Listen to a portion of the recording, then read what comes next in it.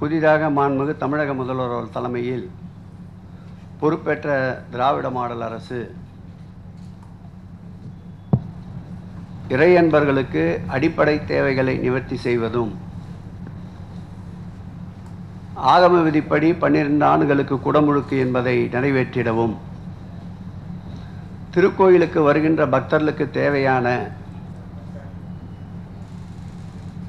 விருந்து மண்டபங்கள், தங்குமிட வசதிகள்,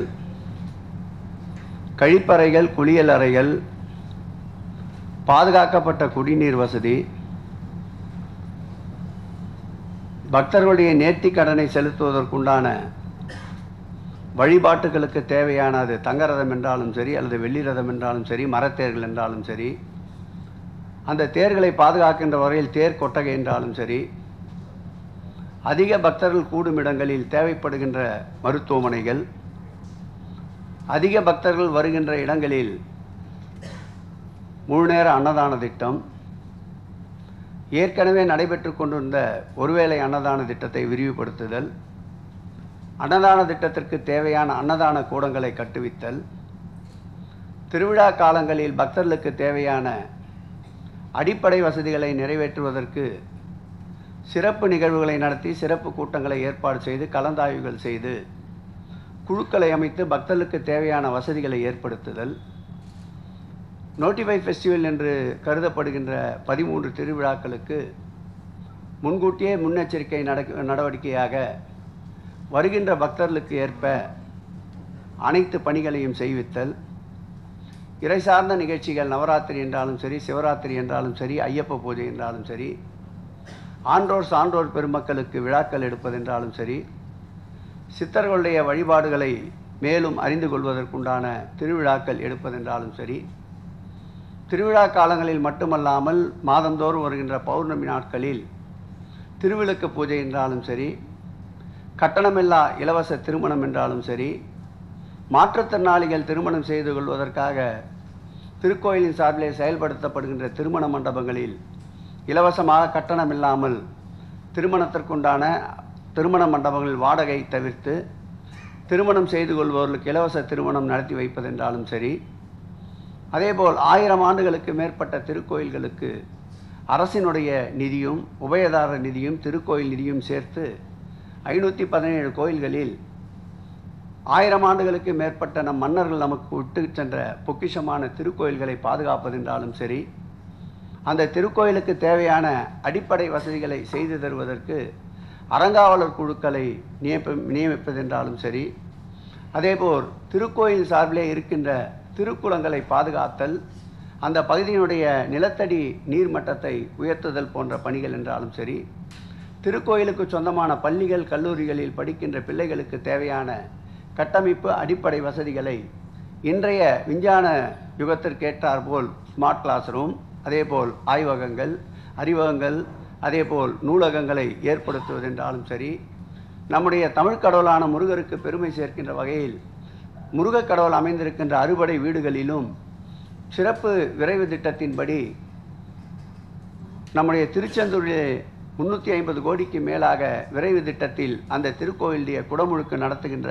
பணிகளை மேற்கொள்வதென்றாலும் சரி, அதேபோல் தமிழ்கடவுள் முருகனுக்கு பெருமை சேர்க்கின்ற வகையில் இந்த ஆட்சியில்தான் உலக தமிழ் பக்தர்கள் மாநாட்டை முதலாக நடத்தி தமிழ்கடவுள் முருகனுக்கு பெருமை சேர்த்த ஆட்சியாகவும் இந்த ஆட்சி, அதேபோல் பக்தர்களுடைய அடிப்படை தேவைகளை நிறைவேற்றுவதோடு மட்டுமல்லாமல் இறைவன் சொத்து இறைவனுக்கே என்ற தாரக மந்திரத்தோடு திருக்கோயில் நிலங்களை மீட்டெடுப்பதற்கு இந்த ஆட்சி ஏற்பட்ட பிறகு இதுவரையில் வரலாறு காணாத அளவிற்கு, இந்து சமய அறநிலையத்துறையின் வரலாற்றில் இல்லாத அளவிற்கு அதிகப்படியான சொத்துக்களை மீட்டெடுத்த ஆட்சி இந்த ஆட்சி.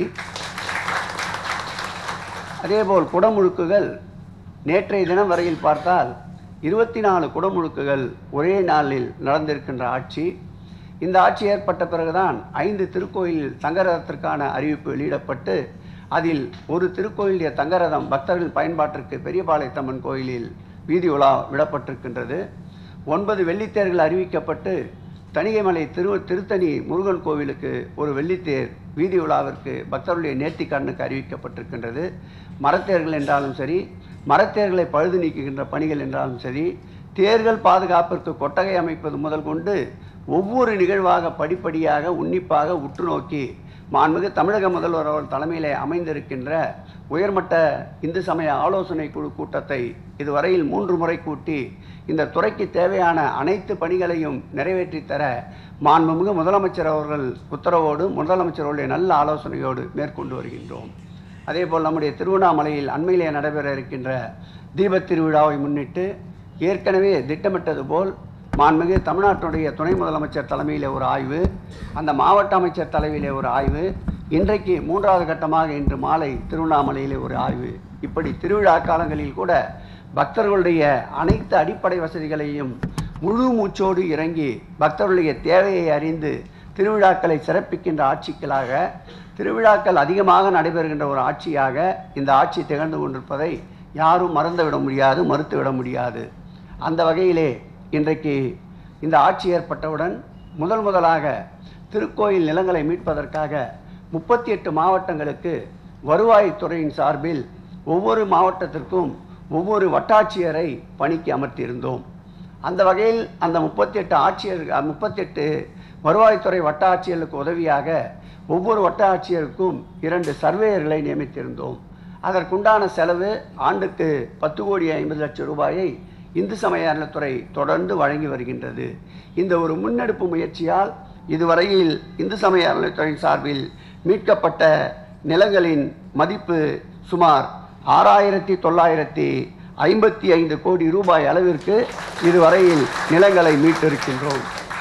மீட்கப்பட்ட நிலத்தினுடைய அளவு 1,77,968 ஏக்கரை இதுவரையில் இந்த ரேவர் கருவியின் வாயிலாக அளவீடு செய்திருக்கின்றோம்.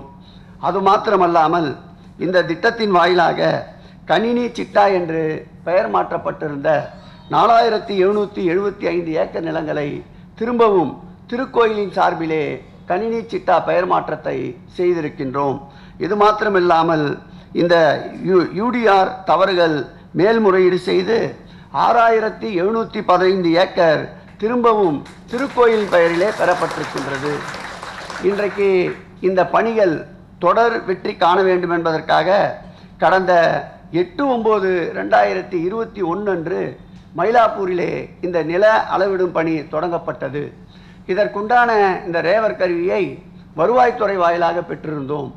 இதை துறையின் சார்பிலே ஏற்படுத்தினால் இன்னும் விரைவாக இந்த நில அளவிடுகின்ற பணி விரைந்து முடிக்கப்படும் என்று மாண்புமிகு தமிழக முதல்வர் அவருடைய கவனத்திற்கு கொண்டு சென்றவுடன் அவரும் இதற்கு ஒப்புதலை தந்து இன்றைக்கு சுமார் 1,38,00,000 ரூபாய் செலவில் இந்த ரேவர் கருவிகளை சுமார் 38 தனி வட்டாட்சியர்களிடம் ஒப்படைக்கின்ற நிகழ்வுதான் இன்றைக்கு நடைபெறுகின்ற இந்த நிகழ்வு. விஞ்ஞான ரீதியாக வளர்ந்துவிட்ட இந்த யுகத்தில் விஞ்ஞானத்திற்கு தேவைப்படுகின்ற அளவிற்கு கருவிகளையும் கொள்முதல் செய்து அதன் வாயிலாக துரிதமாக நிலங்களை மீட்கின்ற பணியை இந்த ஆட்சி செய்து வருகிறது என்பதற்கு இந்த நிகழ்வே ஒரு எடுத்துக்காட்டு என்பதை இந்த நேரத்தில் தெரிவித்துக் கொள்ள கடமைப்பட்டிருக்கின்றேன். மாண்புமிகு தமிழக முதல்வர் அவர்கள் ஆட்சி ஏற்பட்ட பிறகுதான் இப்படிப்பட்ட நல்ல திட்டங்கள் இந்த ஆட்சியில் நடைபெறுகிறது என்பதை உறுதியோடு பெருமிதத்தோடு இந்து சமய அறநிலையத்துறை இன்றைக்கு எடுத்து இயம்புகின்றது.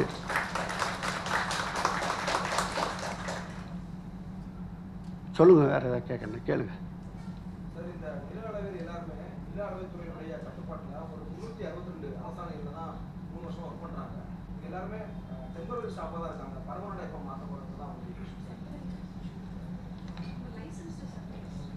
இவங்க அத்தனை பேருமே லைசன்ஸ்டு சர்வேயர் தான்.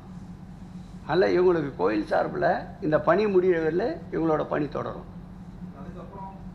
இல்லை, இவங்க லைசன்ஸ்டு சர்வே ஸ்டாஃப் தான். இவங்க அரசு சார்பில் இன்டர்வியூ கால்ஃபார் பண்ணி எடுத்தவங்க கிடையாது.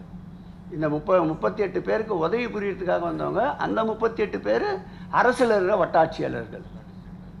எல்லா டிஸ்ட்ரிக்ட்லையும் ஒவ்வொரு டிஸ்ட்ரிக்ட்லையும் இருக்காங்க.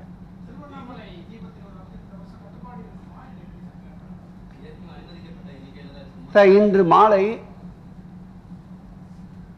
அந்த மாவட்டத்துடைய அமைச்சர், எங்கள் துறையை சார்ந்த செயலாளர், ஆணையாளர் மற்றும் துறையுடைய முக்கிய அதிகாரிகளோடு, அனைத்து துறை அதிகாரிகளோடு ஒரு ஆய்வுக் கூட்டத்தை மேற்கொள்ள சொல்லி மாண்புமிகு தமிழக முதல்வர் உத்தரவிட்டிருக்கின்றார். அந்த மாவட்ட அமைச்சர் தலைமையிலே என்னுடைய முன்னிலையே அந்த கூட்டம் நடைபெற இருக்கின்றது. அதில் இருக்கின்ற சாத்தியக்கூறுகள் ஆராயப்பட்டு எவையெல்லாம் ஏற்றுக்கொள்ள முடியுமோ வருகின்ற பக்தர்களுக்கு பாதுகாப்பு அம்சங்களை கருத்தில் கொண்டு இன்று மாலை முடிவெடுக்கப்படும். என்றால் அண்மையில் இனி நடக்கக்கூடாது என்று எண்ணுகின்ற அளவிற்கு ஒரு சோகம் நடந்திருக்கின்றது. அதையும் கருத்திலே கொண்டு மாண்புமிகு முதலமைச்சர் அவர்கள் ஆய்வை மேற்கொண்டு அந்த ஆய்வினுடைய இறுதியை முதலமைச்சர் அவர்களுடைய கவனத்திற்கு கொண்டு சென்று ஒரு முடிவெடுக்கப்பட்டு இன்றே அதற்குண்டான நாம் தீபத்தன்று மேற்கொள்ளப்பட வேண்டிய நடவடிக்கைகளை தெரிவிப்போம்.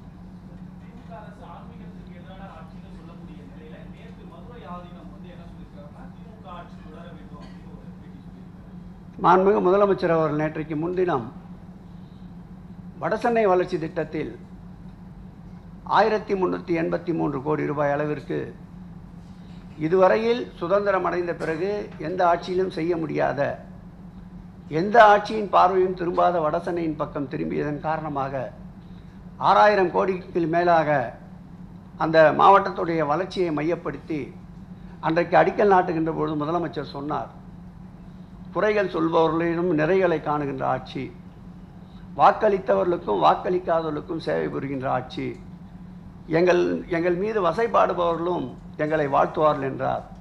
அதற்கு ஒரு நிகழ்வு தான் எப்பொழுதுமே எங்களை தூற்றிக்கொண்டே இருந்த மதுரை ஆதீனம் அவர்கள் இந்த துறையினுடைய செயல்பாடுகளை மாண்புமிகு முதலமைச்சர்களுடைய அளப்பரிய ஆற்றலை, நம்முடைய துணை முதலமைச்சர்களுடைய வேகமான போர்க்கால நடவடிக்கைகளை மனம் திறந்து பாராட்டியிருக்கின்றார்.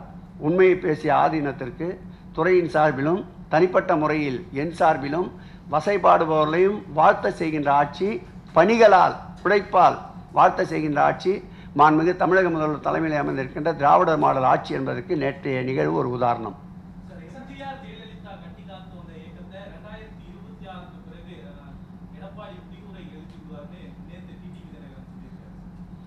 ஒரு சில நேரங்களில் டிடிவி தினகரன் வாக்குகள் பலித்திருக்கின்றது. அந்த வகையிலே இதையும் கூட நாம் எடுத்துக்கொள்ளலாம்.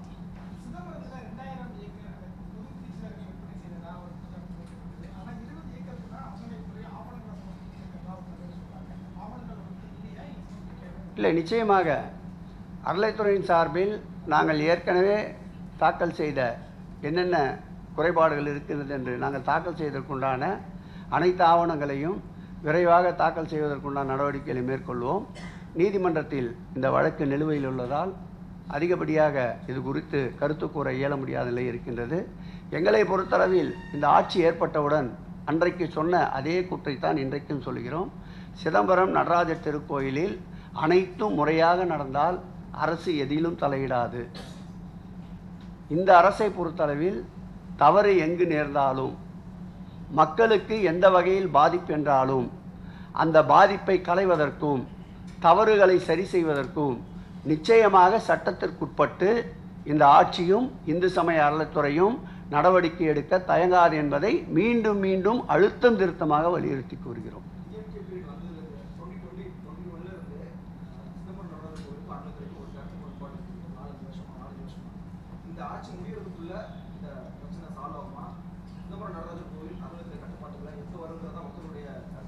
இல்லை, திரும்ப சொல்கிறேன், சிறப்பாக நடைபெறுகின்ற திருக்கோயில்கள், பரம்பரை அறங்காவலர்கள் தர்மகத்தாக்கள் இருக்கின்ற திருக்கோயில்கள், இது போன்ற திருக்கோயில்களை இந்து சமய அறநிலைத்துறை எடுக்க வேண்டும் என்று எந்த காலத்திலும் எண்ணாது மாண்புமிகு தமிழக முதல்வர்களும் எங்களுக்கு அதைத்தான் அறிவுறுத்தியிருக்கின்றார். பக்தர்களுக்கு தனிப்பட்ட வகையில் திருக்கோயிலை சொந்தம் கொண்டாடி கொண்டிருக்கின்ற நபர்களால் குந்தகம் விளைவிக்கின்ற பொழுதோ, அங்கு இருக்கின்ற பூஜை புனஸ்கார நடைமுறைகள் பின்பற்றாத போதோ, முறையாக கணக்கு வழக்குகள் சரிவர இல்லாத போதோ, அத்துமீறல்கள் நடைபெறுகின்ற பொழுது இந்து சமய அறநிலைத்துறை சட்டத்தின்படி தலையிடுவதற்கு எல்லா வகையிலேயும் உரிமை இருக்கின்றது. சிதம்பரம் நடராஜர் கோயிலை கைப்பற்ற வேண்டும் என்பது துறையினுடைய அரசினுடைய எண்ணம் அல்ல. அங்கு நடைபெறுகின்ற அசம்பாவிதங்களை, குற்றங்களை தடுக்க வேண்டும் என்பதுதான் இந்து சமய அறநிலைத்துறையுடைய அரசினுடைய எண்ணங்கள். இந்த சட்ட போராட்டம் என்பது இந்த ஆட்சி ஏற்பட்ட பிறகு தொடங்கியதல்ல. இது 20 ஆண்டுகளுக்கு மேலாக இந்த சட்ட போராட்டம் நடந்து கொண்டிருக்கின்றது. முடியாத பல பிரச்சனைகளுக்கு முடிவுரை எழுதி முற்றுப்புள்ளி காண்பவர் எங்களுடைய தமிழக முதல்வர் மாண்புமிகு தளபதி அவர்கள். இந்த பிரச்சனையையும் சட்ட போராட்டத்தின் மூலம் முடிவுக்கு கொண்டு வருவார். துறையும் அதற்குண்டான அனைத்து நடவடிக்கைகளும் எடுக்கும் என்பதை தெரிவித்துக் கொள்கிறேன்.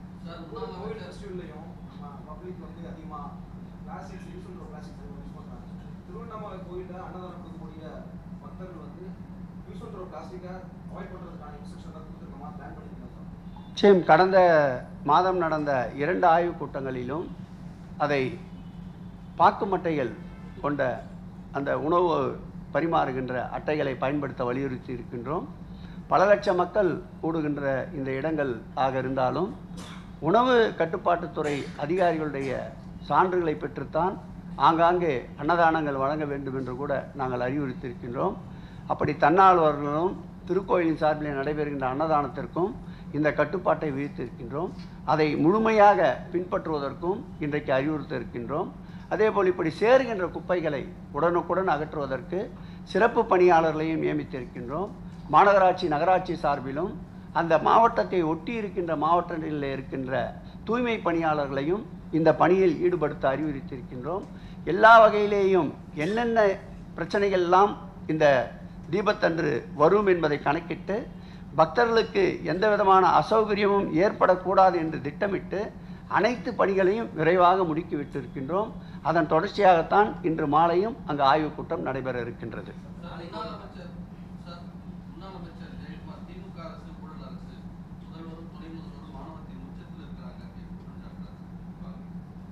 இந்த முதல்வரை போல் அதிர்ந்து பேசாத ஒரு முதல்வரை யாரும் கண்டிருக்க முடியாது.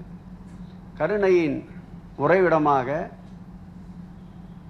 மனித நேயத்தின் மாண்பாளராக இருப்பவர் எங்களுடைய முதலமைச்சர் அவர்கள்.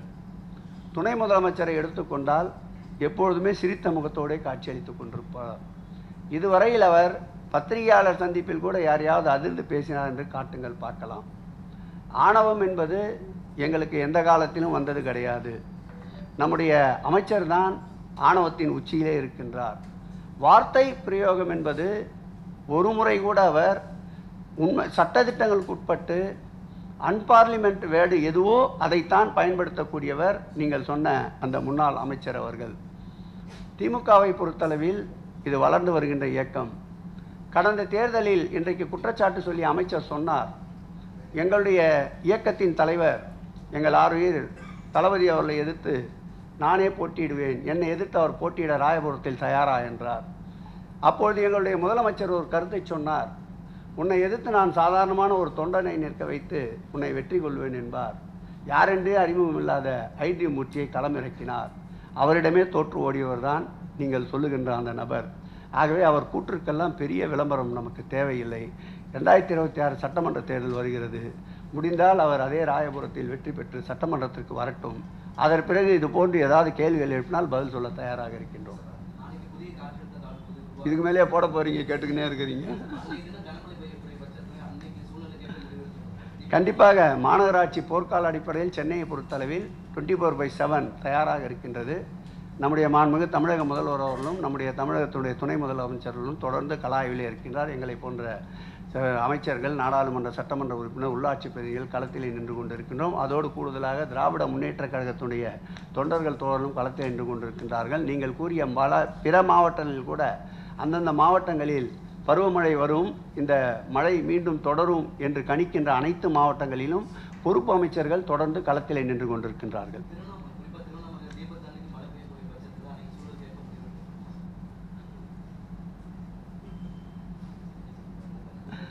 இல்லை என்ன பண்ணலாம், நீங்கள் ஒரு ஆலோசனை சொன்னீங்கன்னா நான் அதை ஃபாலோ பண்ணிடுறேன். நிச்சயமாக எந்த சூழலையும் எதிர்கொள்வதற்கு தான் இந்த அரசு தயாராக இருக்கின்றது.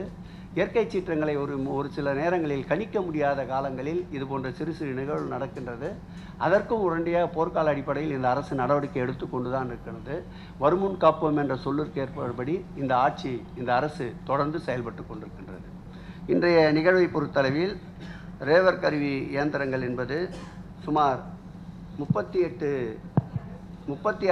மாவட்டங்களுக்கு இந்த நிலங்களை துல்லியமாக அளவீடு செய்கின்ற இந்த ரேவர் கருவி இன்றைக்கு வழங்கப்பட்டிருக்கின்றது. இதில் 38 தனி வட்டாட்சியர்கள் இதை பயன்படுத்துகின்றார்கள். அவர்களுக்கு 172 உரிமம் பெற்ற அளவையாளர்கள் உதவியாக இருந்து அந்த பணியை முடுக்கிவிடுவதற்கு நியமிக்கப்பட்டிருக்கின்றார்கள். இந்த ரேவர் கருவியினுடைய மதிப்பு 1,83,00,000 ரூபாய் என்பதை தெரிவித்துக் கொள்கிறேன். வேற ஏதாவது இருக்கா? நன்றி, வணக்கம்.